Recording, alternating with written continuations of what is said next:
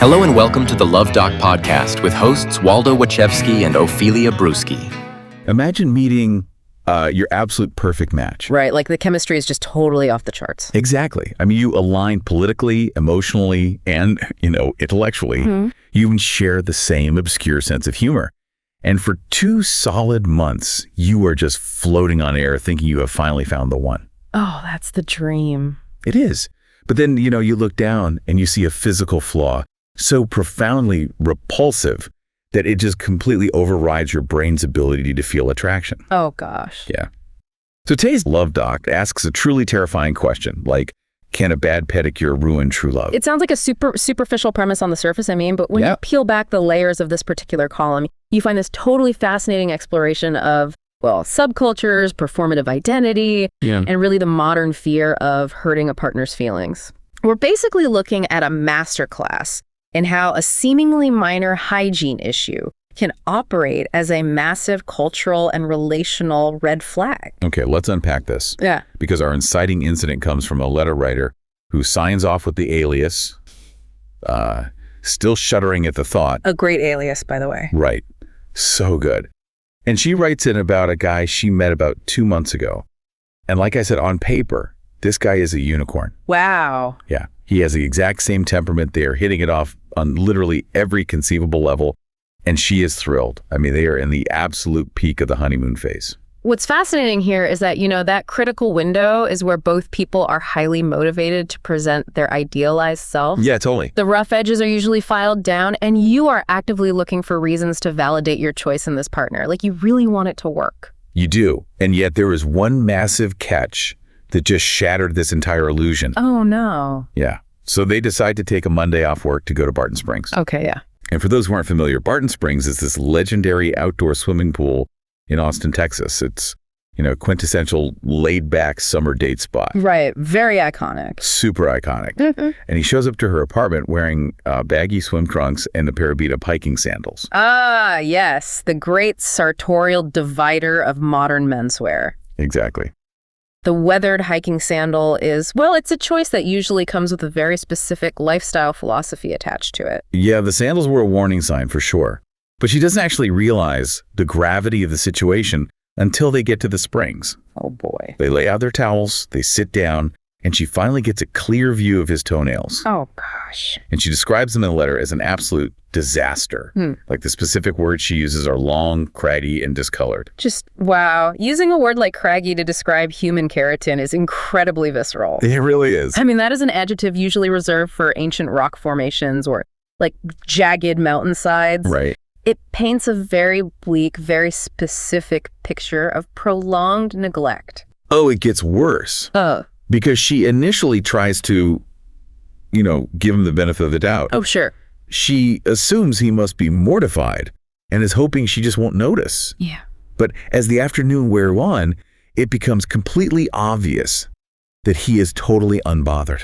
Wait, really? Yeah, he's basically flaunting them. Oh, wow. She even notes in her letter that it is a good thing they didn't go to Sandy's, which is this local burger joint, for lunch beforehand, because the sight of his feet would have literally caused her to be sick. The physical revulsion she's experiencing there is entirely overriding the deep intellectual and emotional compatibility they've spent the last 60 days building. Exactly. It's just a complete system override. Okay, but I have to play devil's advocate here and push back on the letter writer just a little bit. Sure, go for it.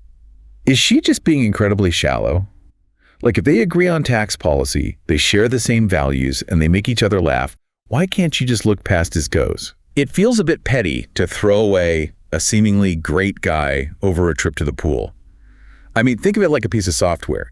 If the entire operating system is running perfectly, why does this one tiny visual glitch crash the whole computer? That software analogy is actually the perfect way to understand what is happening in her brain. Really? Yeah. But to understand why the system crashes, we have to look at the evolutionary biology of disgust. Okay, I'm listening. Disgust is not a logical emotion at all. It is a primal survival mechanism, and it's centered in the insular cortex of the brain. Oh, interesting. Historically, our ancestors needed a hypersensitive alarm system to keep them away from pathogens, rotting food, disease. So her brain is literally processing his feet as a biohazard. Precisely. When she sees long, discolored, unkempt nails, her prefrontal cortex, which is the logical part of the brain that appreciates his sense of humor and his political alignment, right, that part gets completely hijacked by the primitive brain. The primitive brain does not care if he's a great conversationalist. It just wants to survive. Exactly. It is flashing a massive error code that says, contamination hazard, do not touch. You cannot logic your way out of a biological disgust response. It's functioning exactly as it was designed to. Man, that makes so much sense. It's an error code she just can't swipe away. So she is trapped between her logical appreciation of him and her biological repulsion. Yes. And she writes to the Luv Doc in complete crisis mode with two very urgent questions. Okay. Question number 1, in what remote corner of the world is this acceptable? A fair question. And question number 2, how does she tell him to get an emergency pedicure without ruining a great relationship?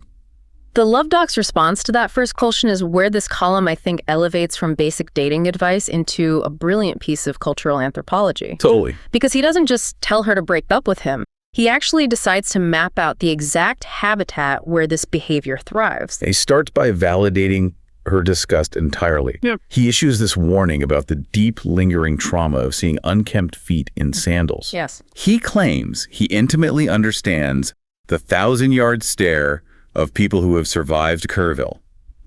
Now, Kerrville hosts a very famous, very rustic folk music festival in Texas. Ah, yes. The Luv Doc jokes that there are certain sites you just never recover from, and he provides this hilarious taxonomy of traumatic visual offenses. It is a very observant list that captures, very specific subcultural faux pas. He's building a case that visual offenses are rarely isolated. They're usually tied to a broader environment. Right. Like he lists the horror of low-rise skinny jeans, a dad walking around in padded biking shorts, and spending a hot afternoon in a dusty mosh pit at a Phish concert. Right. He actually refers to the Phish mosh pit as a highly potent method of birth control. Which is pretty funny. Stripping away the broader list, Luv Doc zeroes in on the jam band scene as the primary culprit. He says he only singled out Phish for brevity's sake, but he lists off Leftover Salmon, Widespread Panic, Goose, Billy Strings, and what he calls the OG Dirty Foot crowd, the Grateful Dead. Ah. He even jokes that the term deadhead was a missed opportunity, and they should have named the fan base after their dirty feet instead. By identifying the jam band scene, the Luv Doc is offering a vital piece of context to the letter writer. How so? Well, he is connecting a musical subculture, one that is known for 15-minute improvisational guitar solos, and a rejection of mainstream structure to an allergy to bathing in toenail clippers. Oh, I see. He is explaining that her boyfriend's hygiene isn't just random laziness. It's a uniform. That is the exact mechanism at play, yes. Human beings use fashion and grooming to signal in-group status. Right, like how we all dress to fit in. Exactly. In the corporate world, the uniform is a tailored suit signaling order and conformity. In the punk scene, it's leather and spikes signaling rebellion. Sure. But in the jam band outdoor festival subculture, the uniform consists of baggy shorts, worn-out hiking sandals, and a performative rejection of mainstream grooming standards. Wow. The craggy toenails are not a bug in his personal operating system. They are a feature of his subcultural identity. Which perfectly explains why he was flaunting them at Barton Springs instead of hiding them in the sand. Exact. To him, those feet are a badge of honor. They prove he is laid back, earthy, and completely untethered by societal vanity. Oh, yep. But the Luv Doc doesn't just stop at pointing out the subculture. He goes a layer deeper into the sociology of it, drawing a really sharp line between lifestyle choices and actual circumstances. This is perhaps the most insightful part of the column, honestly. He transitions into a socioeconomic critique by contrasting the boyfriend with a childhood memory. It's an incredibly vivid, slightly gross memory, actually. Yeah, it is. The doc recalls being in elementary school and noticing those specific kids who always had sticky skin. Are you currently unclothed? Yeesh, that's only cool at certain resorts on the French Riviera, Hippie Hollow, and your backyard.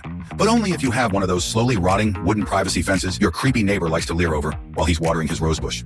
Otherwise, if you want to win friends and influence enemies, you need to get outfitted in some sick merch from the Luv Doc shop at thepleasurecraft.com. Are you a hard fit? We got you, boo. Plus, there are a variety of styles and colors that can accommodate any levels of uncoolness, even yours.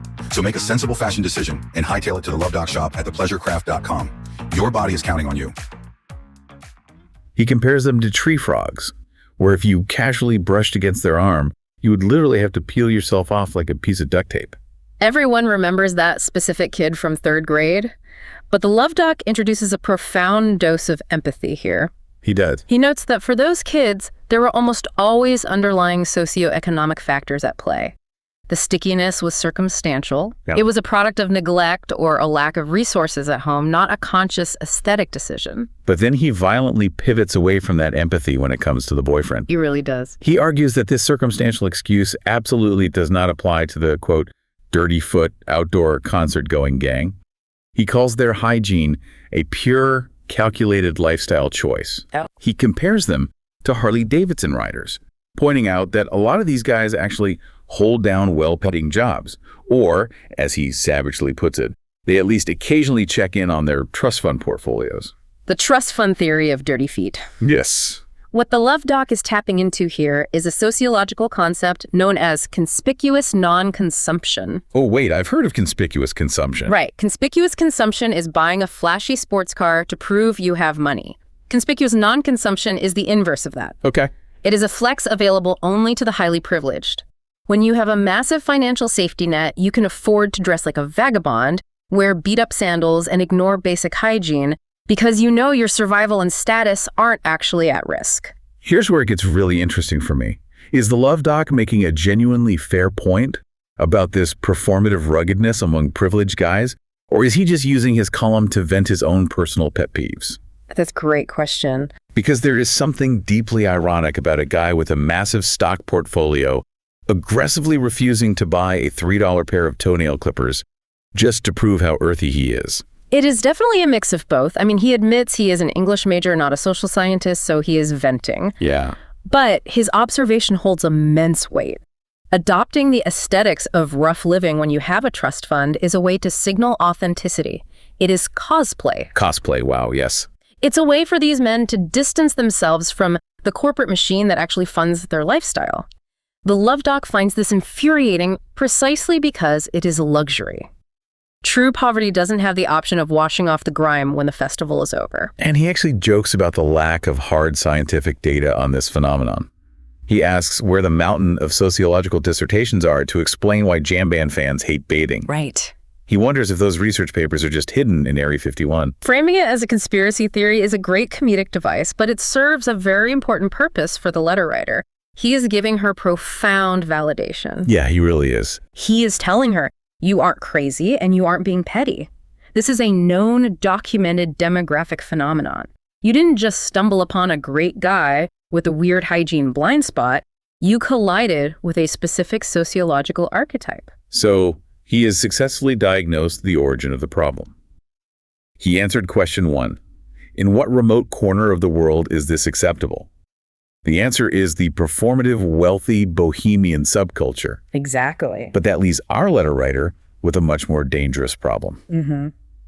How do you ask someone to abandon a core part of their subcultural identity without blowing up the honeymoon phase? Yeah, that's the tricky part. She wants to know how to fix this without hurting his feelings. And this is where the Luv Doc reveals his underlying philosophy on modern relationships. He fundamentally rejects the entire premise of her second question. He does not hold back. He questions the very existence of hurt feelings, asking, basically, if feelings aren't meant to be hurt occasionally, why do we even have them? Right. He takes a remarkably stoic, almost bracing view of human emotion. He is pushing back against a very prevalent modern trend. Today, there is an expectation of hyper-gentle parenting our romantic partners. Oh, absolutely. There is this idea that you must swaddle every critique in endless layers of validation using I statements in therapy speak, so the other person never has to experience a single moment of discomfort. The Luv Doc completely dismantles that idea. He argues that feelings are not a protected species. He compares them to the golden cheek warbler, which is an endangered bird in Texas, basically saying your boyfriend's ego does not need federal protection. That's pretty funny. He claims feelings just come in 3 basic flavors, good, bad, and, to quote the millennials, meh. It is a radical departure from standard advice columns that usually focus on communication scripts and safe spaces. Yeah, it really is. He is arguing that discomfort is the inevitable price of admission for a functional relationship. He takes this philosophy to the absolute extreme to prove his point, too. He argues that tiptoeing around people's feelings and refusing to call out bad behavior leads to disastrous outcomes. And to illustrate this, he throws a massive political grenade, explicitly calling President Trump, quote, the presidential equivalent of a gnarled, dirty, disgusting foot. Yeah. The inclusion of that metaphor shows how the Luv Doc views conflict avoidance. Right. Whether it is on a national political stage or sitting on a beach towel at Barton Springs. His core thesis is that bad behavior must be confronted directly before it becomes normalized. Oh, I see. If you cannot endure the awkwardness of telling a grown man his toenails are a biohazard, you lack the foundational honesty required to build a long-term partnership. But what is so fascinating about this column is that despite all his tough talk, and despite his admitted temptation to tell her to berate this man into a bottomless shame spiral, his actual ultimate advice is incredibly practical. It is. He dials it back from the nuclear option. If we connect this to the bigger picture, he offers a masterful tactical maneuver. He advises her to give the guy a gift certificate for a pedicure. It is the iron fist in a velvet glove. It really is. Psychologically, this is brilliant because it bypasses the ego's defense mechanism. Oh, that makes sense. It completely removes the need for a long, drawn-out lecture about hygiene or an argument about jam band aesthetics. It is purely action-oriented. Right. It clearly communicates a non-negotiable expectation with fix your feet while wrapping the mandate in the guise of a luxurious treat. But the Luv Doc attaches a very serious ultimatum to this gift certificate. He tells the letter writer that this pedicure is a well-intended, gentle nudge toward clean living. And if the boyfriend cannot gracefully accept this nudge, or if he gets defensive about his earthy lifestyle, well, then he might not be the great guy she thought he was. The brilliance of the Luv Doc's advice is that he subtly shifts the location of the deal breaker. What do you mean? The deal breaker is no longer the craggy toenails. The deal breaker is the boyfriend's capacity for adaptability. Oh, wow. How does he respond when asked to make a minor change for the comfort and peace of mind of his partner? So what does this all mean for us? We have traveled from a ruined Monday afternoon at a Texas swimming pool, through the sociology of trust fund jam band fans, all the way into a philosophical debate about stoicism and hurt feelings. We really have. Beneath all the hyperbole and the wild political comparisons, this advice column is really a manifesto on the absolute necessity of awkward conversations. Navigating a partner's quirks is a universal human challenge. It is. Every single person brings a quirk or a flaw into a relationship. The challenge isn't finding someone without flaws, it is identifying the nature of the flaw. That is the core takeaway here. You have to know the difference between a harmless quirk, like someone who insists on loading the dishwasher in a completely chaotic way, and a quirk that is actually a symptom of deep, unyielding stubbornness. A refusal to adapt to the reality of shared living. The Luv Doc is telling our letter writer to test the foundation of the relationship. Exactly. If he takes the pedicure certificate with a smile, the foundation is solid. He was just oblivious. But if he gets defensive, doubles down on his dirty foot identity, and refuses to change, then the foundation is cracked and it's time to walk away. It is a brilliant test of character, but it does leave us with a lingering, somewhat provocative question to consider regarding the very nature of compromise. Okay. The letter writer stated at the very beginning that they were perfectly matched in temperament.